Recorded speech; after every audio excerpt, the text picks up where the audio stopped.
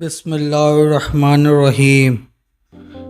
امام شریعت و طریقت، غوث الورا، غوث الثقلین، غوث العالمین، امام الاولیاء، محی الدین، حضور سیدنا غوث اعظم کا اسم مبارک عبد القادر ہے، اور آپ رحمۃ اللہ علیہ کے والد بزرگوار کا اسم مبارک سید ابو صالح موسیٰ جنگی دوست رحمۃ اللہ علیہ کے ہیں۔ آپ رحمۃ اللہ علیہ کی والدہ ماجدہ کا اسم مبارک سیدہ ام الخیر ام الجبار ہے۔ آپ رحمۃ اللہ علیہ حسنی حسینی سید ہیں۔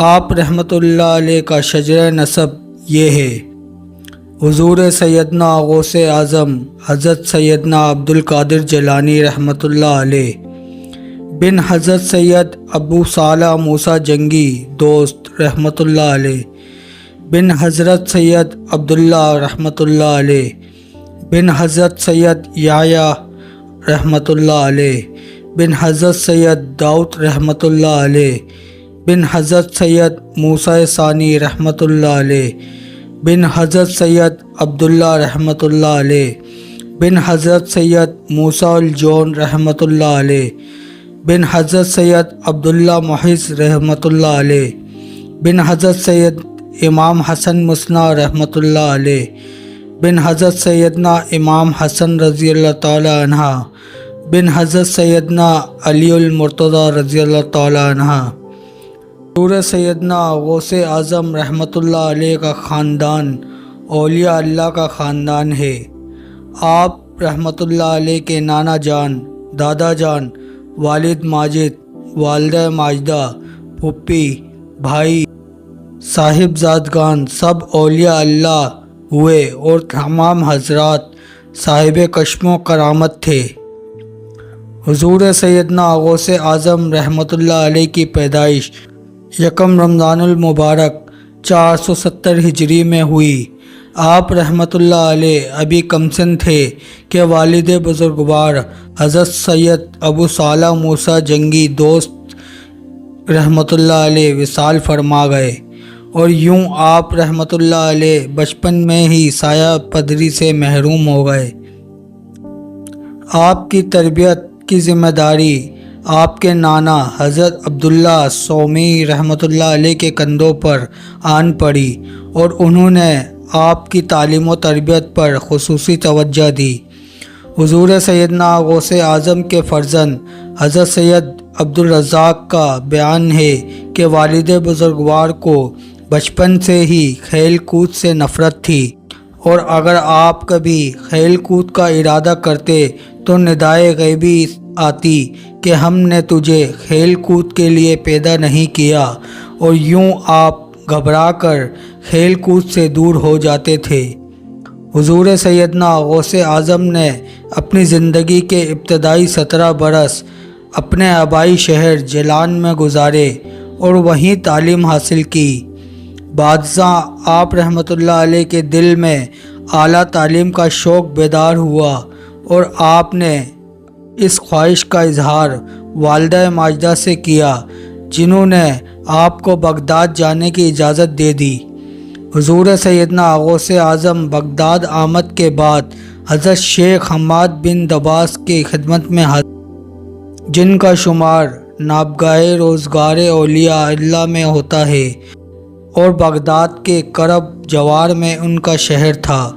بغداد کے بے شمار اولیاء نے انہی سے فیض حاصل کیا تھا۔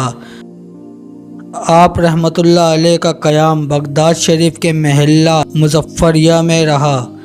آپ رحمۃ اللہ علیہ تعلیم سے فراغت کے بعد حضرت شیخ حماد بن دباس رحمۃ اللہ علیہ کی محفل میں شریک ہو جاتے اور ان سے روحانی فیض و برکات حاصل کرتے۔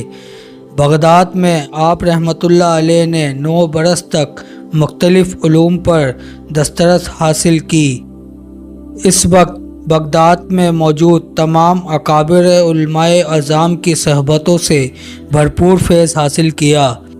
حضور سیدنا غوث اعظم حصول علم کے بعد طریقت کی جانب راغب ہوئے۔ اس دوران آپ رحمۃ اللہ علیہ کے قلب میں مجاہدہ کی رغبت پیدا ہوئی، اور آپ چونکہ حضرت شیخ حماد بن مسلم دباس کی صحبت سے فیض یاب ہو چکے تھے، اس لیے طریقت کے اسرار موضوع سے آگاہ تھے۔ آپ رحمۃ اللہ علیہ روشن ضمیر اور اہل نظر تھے۔